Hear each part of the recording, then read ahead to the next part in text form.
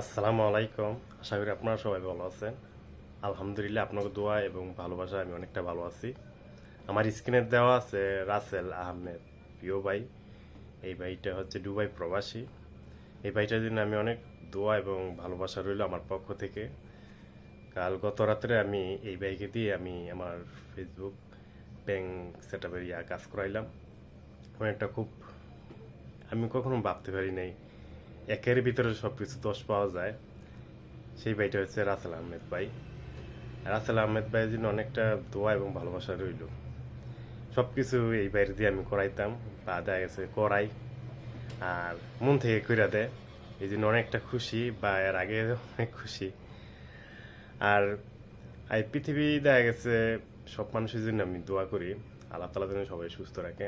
কিছুদিন আগে যে একটা 2 দিন আগে হবে যে বিমানের দুর্ঘটনা, এটা কিছু বলার নাই, এটা কিছু কোয়ার নাই। হয়তো আপনারও হাত নাই, আমারও হাত নাই। আল্লাহ তাআলা সবাইকে যেরকম আল্লাহ তাআলা যেরকম এটা উপর থেকে লিখে লিখে দিয়েছে, এইভাবে এই ঘটনা হবে, ওইভাবে ঘটনা হবে। তা আপনারা কেউ মানে অতিরিক্ত চিন্তা করবেন না, কারণ যতটুকু পারেন মন থেকে দোয়া করবেন, যাতে যারা আছে ওদের সুস্থ কামনা করবেন। যারা দুনিয়া থেকে বা বিদায় নিছে, যে একটা দুর্ঘটনা গেল, দোয়া করবেন যাতে যারা গেছে দুনিয়া থেকে ওদের জন্য ব্যস্ত নসিবদানি করে। তো মানুষ মানুষের জন্য, কারণ দেখেন না, আজকে হয়তো আমরা আছি, কিছুদিন পরে আমরা নাও থাকতে পারি। কেউ থাকবো না দুনিয়ার মধ্যে, কেউ মন খারাপ করবেন না। এটা মন খারাপের বিষয়, এটা আমি জানি, বা সবার মনের মধ্যে খুব কষ্ট সবকিছু আছে, এইটাই। কিন্তু মানুষের কিন্তু উপকার, অনেক মানুষের দেখা গেছে, আপনারা অনেকেই অনেক রকম চিন্তা করে থাকেন। আপনারা সবাই যেই পারেন বা যে কোনো মানুষই হোক, বা দোয়া করবেন যাতে আল্লাহ তাআলা যেন সবসময় আরো সামনে দিনগুলো যেন ভালো কাটায়, বা দেখা গেছে সুন্দর একটা পরিবেশ যেন কাটায়, যাতে এরকম যেন অসুবিধা বা এরকম দুর্ঘটনা যেন না ঘটে। আপনারা সবাই মন থেকে প্রার্থনা করবেন, দোয়া করবেন। এটা আমি আমার মন থেকে আমি বললাম, বা আমিও দোয়া করি সবার লাগে। খুব খারাপ লাগছে, বা এমনি আমি দেখছি, বা নিজের থেকে খারাপ লাগে, কিছু করার নেই। আল্লাহ তাআলা এটা মনে করেন যেমনি লিখে দিয়েছে ওইভাবেই ঘটবে, তাই তো। কিন্তু যাই হোক, আমাদের পৃথিবীর মধ্যে দেখা গেছে অনেকেই অনেক কিছু দেখে।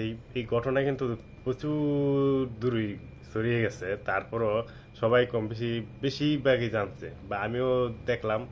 তা দেখার পরে দেখা গেছে মানুষের কি দেখার পরে একটা মায়া জিনিসটা, তো এটা এরকম তো লাগবেই। সবাই আপন, কেউ কেউ পর, সবাই মানুষই তো, তাই না? মানুষ মানুষের প্রতি মায়া থাকে, যে কোনো জাতি হোক বা যে কোনো জিনিস হোক।